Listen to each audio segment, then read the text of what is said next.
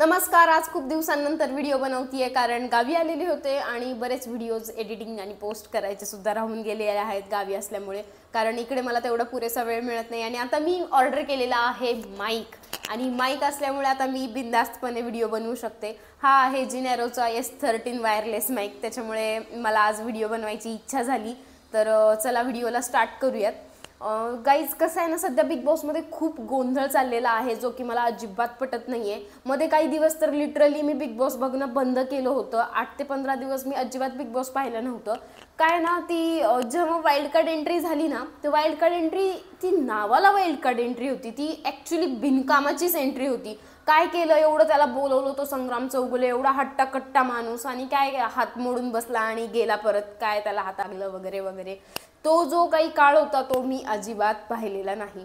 परंतु ज्या लोकांचे रिव्ह्यू वगैरे पाहिले ना, त्याच्यावरूनच मला असं झालं की या मुलाची का एंट्री झाली होती घरामध्ये सिरियसली. आणि आता अवघ्या काही दिवसांवरती बिग बॉस येऊन थांबलेला आहे. फक्त आता 6 दिवस बाकी राहिलेले आहेत. आतापर्यंत बिग बॉसचं जे रेकॉर्ड होतं ते 90 to 100 डेजचं होतं. आणि आता हिंदीमुळे मराठी बिग बॉसवाल्यांनी हा जो काही निर्णय घेतलेला आहे तो माझ्या बुद्धीला अजिबात पटलेला नाहीये. कारण काही गरजच नव्हती या लोकांना, हिंदीवाल्यांना घाबरायची. ते बोलू शकत होते की भाई तुमचं जे काही असेल, आम्ही आमचा बिग बॉस संपवल्याशिवाय तुम्ही तुमचा चालू करायचं नाही. हे मराठीवाले ठामपणे का नाही बोलू शकले हे मला अजिबात समजलेलंच नाहीये की हा जो काही त्यांचा टायअप असेल किंवा जे काही असेल त्यांचं वॉट एव्हर चॅनलचं जे काही असेल ते. बट ही गोष्ट खूप लाजिरवाणी आहे मराठी पब्लिकसाठी. आणि बघू आता पुढे काय काय होतंय काय काय नाही. आता हिंदी बिग बॉस सुद्धा येतोय. हिंदी बिग बॉसवर सुद्धा आम्ही नक्कीच व्हिडिओ बनवू. आणि आता आपण पाहिलं की सगळ्यांच्या फॅमिलीज ज्या आहेत त्या येऊन गेल्या आणि सर्वांना भेटून गेल्या. खूप छान आणि खूप हळव्या मुवमेंट होत्या ह्या, की सगळेजण येऊन एकमेकांशी भेटत होते. आणि त्यातली त्यात मला सर्वात जास्त साधी भोळी माणसं वाटली ती म्हणजे सूरजच्या घरचे. तर जेव्हा ते आले, त्यांनी एंटर केलं, तर लिटरली त्यांनी घराच्या बाहेर चप्पल काढली. आणि आपला हाच खरा नियम असतो, म्हणजे आमच्या महाराष्ट्रीयन संस्कृतीमध्ये तर हेच आहे की आम्ही घराच्या बाहेरच चप्पल ठेवून येतो आणि त्याच्यानंतर एंटर होतो कुणाच्याही घरात जाताना. किंवा ऑलमोस्ट सगळीकडे असंच असतं, घरात वापरायच्या ह्या ज्या चप्पल्स असतात त्या सेपरेट असतात आणि बाहेरच्या ज्या चप्पल असतात त्या सेपरेट असतात. परंतु त्या लोकांनी बाहेर चप्पल सोडल्या आणि मग ते पाया पडून घरात आले आणि इतकं छान वाटलं. खरंच किती साधी माणसं आहेत यार ती, ज्यांना बाहेरचं जी दुनिया आहे याच्याबद्दल खूप कमी माहिती आहे. खूपच साधीभोळी लोक आहेत ते, आणि अशा लोकांना सपोर्ट करणं हे पहिलं आपलं कर्तव्य आहे. सो माझा तो फुल सपोर्ट आहे सूरजला. आणि त्याचबरोबर सुमैया पठाण यांना मी खरंच हॅट्स ऑफ करते की त्यांनी सूरजचे कॉस्ट्युम जे आहेत ते रेडी केले आणि ते नंतरनं त्यांनी रिटर्न घेतले नाही, ते त्यालाच दिले घालण्यासाठी की नाही बाबा हे कपडे तुझ्याकडेच राहू दे. खरंच त्या लेडीजला माझा सलाम आहे की खूप छान काम त्यांनी केलेलं आहे. आणि आत्ता कालच मी एक व्हिडिओ बघितला, त्याच्यामध्ये मला असं पण दिसलं की एक कोल्हापूरचं ब्रँड आहे, त्या ब्रँडने त्याला सूरजला चप्पल वगैरे दिली. आणि खरंच ह्या ज्या गोष्टी आहेत ह्या खूप छान असतात. एखाद्या सिंपल आणि साधारण फॅमिलीतल्या लोकांसाठी ह्या ज्या गोष्टी आहेत ह्या खूप मोठ्या दर्जाच्या असतात. म्हणजे आज एका खेडेगावातला मुलगा आहे, तो साध्या घराण्यातला, आणि आज तो बिग बॉसच्या घरात पोहोचलेला आहे. म्हणजे खरंच त्या पोरासाठी हॅट्स ऑफ आहे. टफ कॉम्पिटिशन आहे कारण खूप कमी दिवस बाकी आहेत. असं मला काल वाटलं होतं की वर्षातही आउट होतील, परंतु काल पॅडी दादा आउट झाले. सो मला हे थोडंसं कुठेतरी खटकलेलं होतं. आणि मला असं वाटलेलं की 2 जण नॉमिनेशन होतील, पण 2 जणांचं नॉमिनेशन नाही झालं, एकच जणांचं नॉमिनेशन झालं. आणि 6 दिवसांवरती जर खेळ आलेला आहे तर हे नॉमिनेशनचे जे टास्क आहे ते कसे कंप्लीट करणार आहेत देव जाणे. एक तर रितेश भाऊ नाही आहेत, 2 आठवडे झाले, त्यामुळं ते भाऊचा धक्का बघण्यामध्ये खूपच बोर होतंय. कारण जेव्हा रितेश भाऊ असतात ना भाऊच्या धक्क्यावरती, तेव्हा मिर्च मसाला आणि चस्का सगळं everything is involved in that भाऊचा धक्का असं म्हणू शकतो आपण. ते सगळं असतं, त्यामुळे मजा येते. आणि ते जे काही बोलतात ते ऐकण्यासाठी सगळेजणच आपण आतुर झालेलो असतो. परंतु त्यांच्या काही शूट्समुळे ते सध्या नाही आहेत इंडियामध्ये. हरकत नाही, पण खूपच बोर झालं काल परवाचा जे धक्का होता, कालच्या आठवड्याचा पण आणि मागच्या आठवड्याचा पण. फक्त मला याच्यामध्ये जेव्हा राखी सावंतने एंट्री केली ते मला खूप आवडलं, खूप मजा आली. राखी जे काही बोलली, खरंच ती एंटरटेनमेंटची क्वीन आहे म्हणायला हरकत नाही. खूप मजा आली राखीला बघताना. असं वाटत होतं की खरंच यार राखी या सीझनमध्ये असायला हवी होती. आणि आजच्याच एका प्रोमो मध्ये मी पाहिलेलं आहे की डीपी दादा, अभिजित दादा आणि अंकिता यांचं काहीतरी भांडण चालू आहे आणि तेव्हा डीपी दादा हे बोलले देखील की इतक्या जवळपर्यंत यायचं नात्यानी आणि जेव्हा शो एंड होत आलाय तेव्हा नाते तोडायचे असं व्हायला लागले. प्लीज माझं अंकिताला सांगणं आहे की अंकिता असं वागू नको, सगळ्यांसोबत व्यवस्थित जुळून घे, कारण जे रिलेशन्स इथे तयार झालेले असतात ना याचा खूप वाईट इम्पॅक्ट बाहेर पडू शकतो की यार बघा ही मुलगी अशीच आहे वगैरे वगैरे. सो ठीक आहे, ते राहिला वेगळा पार्ट.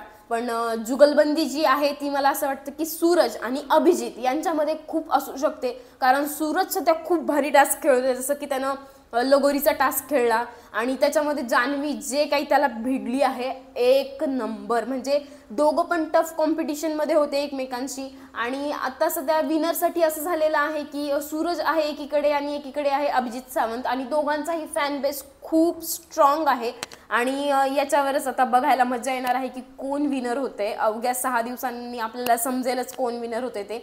पण बघूया आता काय होते. खेळावरती, वोट्सवरती, सगळ्याच गोष्टींवरती मार्क्स आहेत. जान्हवीची एक गोष्ट मला खूप आवडली की जान्हवीने जे काही स्वतःमध्ये चेंजेस केलेले आहेत ते खरंच खूप गोड चेंजेस आहेत आणि ते खूप गरजेचे होते, कारण मी माझ्या मागच्या एका व्हिडिओमध्ये असं बोलली होती की जान्हवी जी ॲक्च्युली दाखवत आहे की मी अशी आहे ती तशी बिलकुल नाही आहे. ती निकीमुळे वगैरे तशी वागत होती. इंडस्ट्रीतले काही लोक आहेत ज्यांनी तिच्यासोबत काम केलेले आहेत ते सुद्धा म्हणतात की ती दाखवत एक होती आणि ती आहे एक. ती अजिबात अशी खडूस वगैरे अशी नाही आहे, ती खूप प्रेमळ आहे.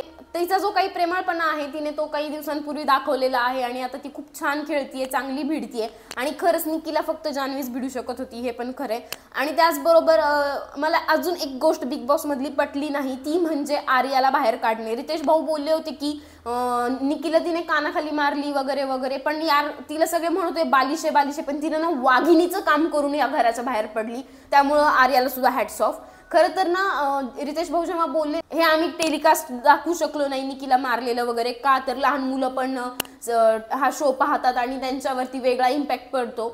मग जेव्हा निकी आणि अरबाज यांचं हे सगळं चालू होतं तेव्हा ते तुम्ही कसं काय डिरेक्टली टेलिकास्ट करत होते, कारण ही गोष्ट कुणालाच पटत नव्हती. आणि जसं की गावाकडची जी लोक आहेत, ऑफकोर्स माझ्या घरातल्या लोकांना सुद्धा ही गोष्ट आवडत नव्हती की यार हे कसं असं डिरेक्टली दाखवू शकतात, हे एकमेकांना हक करत आहेत किंवा किस वगैरे करत होते. ठीक आहे, आपल्यासाठी ह्या गोष्टी कॉमन आहेत, परंतु जेव्हा गावची लोक हे बघतात त्यांच्यासाठी पण ही गोष्ट कॉमन नव्हती. आणि खरं म्हणजे त्यांचे हा जो काही पांचटपणा, हा जो काही बावळटपणा होता ना, हा त्यांना दाखवायची अजिबात गरज नव्हती, हे टेलिकास्ट करायची गरजच नव्हती. प्रत्येक वेळेस निकीला इतकं फुटेज बिग बॉसमध्ये का दिलं जातं, मला या प्रश्नाचं उत्तर पाहिजे आहे. आणि खरंच कोणीतरी मला कमेंटमध्ये सांगा की निकीला का या बिग बॉसमध्ये सतत हे केलं जातं, तिच्यावरच कॅमेरा, तिच्यावरच फोकस, काही झाली की तिच्यावरच सगळ्या गोष्टी, तिला जास्त वेळ दिला जातो. जसं की चक्रव्यूहचा जो टास्क होता त्याच्यामध्ये पण निकीने टायमिंग जो 43 सेकंदचा टायमिंग राहिलेला होता तेव्हा ती बाहेर होती आणि तिला रडायला येत होतं की टायमिंग राहिला, तर तो बजर तो वाजायला पाहिजे होता. 43 सेकंद कधीच निघून गेले होते तरी बिग बॉसनी बजर नाही वाजवला. का बिग बॉस, का तुम्ही निकीला एवढा भाव देतात, मला हे कळतच नाही. कोण पब्लिक मराठी तिला ओळखत होती आधी? मी तर नव्हते ओळखत, जेन्युइनली सांगते. जेव्हा ती बिग बॉस मराठीमध्ये आली तेव्हा मला कळलं निकी तंबोली कोण आहे ते. काय इतकं भाव तिला देत आहेत मला खरंच समजतच नाही. म्हणजे कंटिन्यू तिच्यावर फोकस, तिचंच. म्हणजे बाकीची लोक पण आहेत ना घरामध्ये, जसं की सूरज झालं, अंकिता झालं, बाकी भरपूर लोक आहेत, डीपी दादा वगैरे. तुम्ही यांच्यावरती फोकस पण करू शकता ना, यांना पण दाखवा थोडंसं. पण नाही, जास्त करून तर खरंच सूरजला दाखवतच नव्हते, खरंच नव्हते दाखवत. सूरज कुठेतरी आपला एकटा कोपऱ्यात कुठेतरी बसलेला असतो किंवा थोडंसं बोलतो तो तेवढंच. मग दाखवा तुम्ही, ते शो करा. निकीला का शो करता, तर बाबा तिच्याकडून तुम्हाला TRP मिळतो असं वाटतं का तुम्हाला? त्याच्यामुळं करत असतील, आय थिंक सो. ओके, काही असेल ते मरू दे तिकडे. So that's all for today guys. आणि आता व्लॉगमध्ये इथेच थांबूया. सो माझ्या चॅनलला लाईक, शेअर आणि सबस्क्राईब करायला विसरू नका प्लीज. Thank you so much.